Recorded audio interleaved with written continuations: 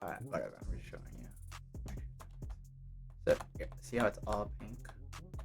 What you need to do is you need to go to this materials folder. Okay. Select all of them.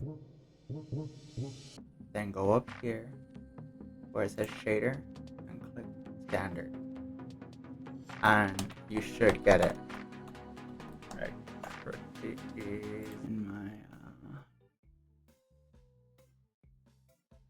my black. Yep, there we go. Alright. So here in emissions, you can mess with the tiling, which basically means I want it to run 1 by 1 or 1 by 2, or I can even like increase the numbers. But basically, like if I do 0.5, it's gonna be really big. If I do 0.2 on the Y scale, it's gonna be really big. So I just basically mess with these values until I get about a good size.